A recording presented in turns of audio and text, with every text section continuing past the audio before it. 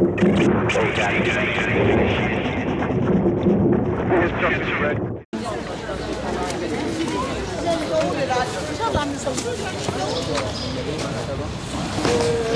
salade. Ouais.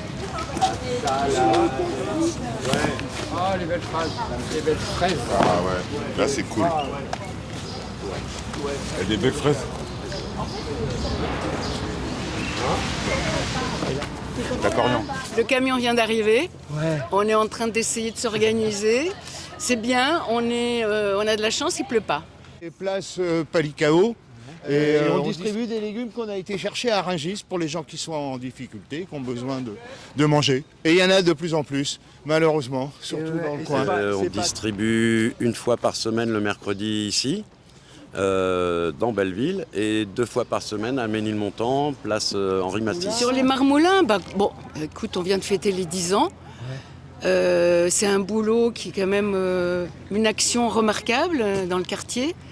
On fait en moyenne 67 paniers, on distribue à 67 familles, plus une dizaine de bénévoles à chaque fois. Donc ça fait quand même 77 familles qui mangent des fruits, des légumes, quasiment toutes bio, frais et bio. Donc voilà, c'est quand même bien. On s'est installé ici il y a quand même quelques années. Et au départ, c'était une directrice qui nous a rien demandé. On lui a même proposé de faire une convention d'occupation. Elle nous a dit non, c'est pas la peine. Depuis un certain temps, il y a une nouvelle équipe. Voilà. Et je pense qu'à chaque fois qu'il se passe un petit événement, c'est monté en épingle.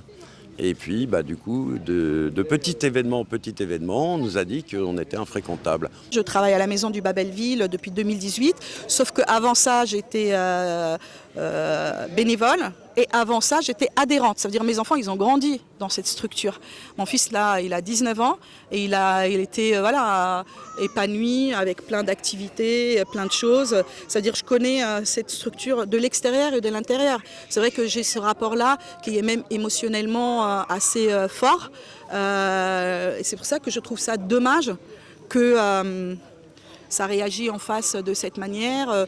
J'ai émotionnellement un attachement assez profond et je sens que c'est de l'injustice en fait. Ce qui est sûr, c'est que tu vois, une des raisons qui nous sont données, c'est qu'on gêne le mercredi, on gêne la permanence. Sauf que ça fait 2 mercredis qu'on est là et si tu filmes en face, la permanence, elle est fermée.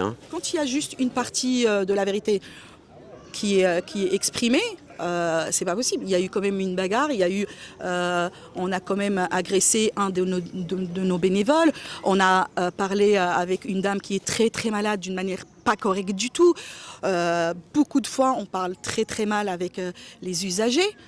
À un moment, il faut réagir. On a pris sur nous, on a essayé de communiquer, on a essayé d'expliquer, on a essayé d'essayer de trouver des solutions pour qu'on puisse faire des choses ensemble, mais dans des bonnes conditions. Quand il n'y a pas les bonnes conditions, est-ce qu'on peut continuer à faire des choses ensemble ? C'est du n'importe quoi, c'est l'argument. Donc ils cherchent à me faire passer pour quelqu'un de violent, irrespectueux. Donc dans tous les mails qu'ils envoient contre moi, c'est je suis violent, irrespectueux. Et c'est pour ça que je ne parle pas à cette dame-là pour ne pas rentrer dans sa logique toxique. Donc c'est un inversement de valeur, donc c'est eux les victimes.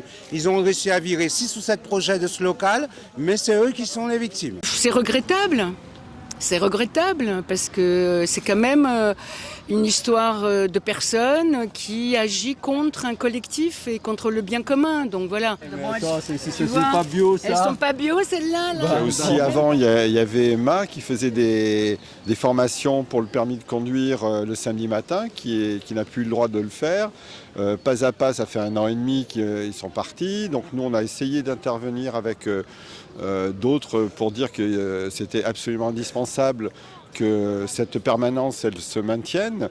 Donc ça n'a pas, pour l'instant, ça n'a pas eu écho, ça n'a pas été entendu.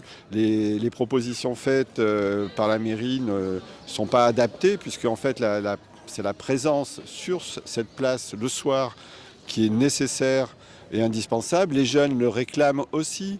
Maintenant, ils disent que voilà, il y a un vrai manque parce qu'il y avait du débat, ils se sentaient soutenus et là, ils se sentent abandonnés. Du moment où la mairie ne fait rien et accepte que tous les projets qui sont censés être dans cet espace-là soient dégagés, qu'est-ce que vous voulez que je vous dise?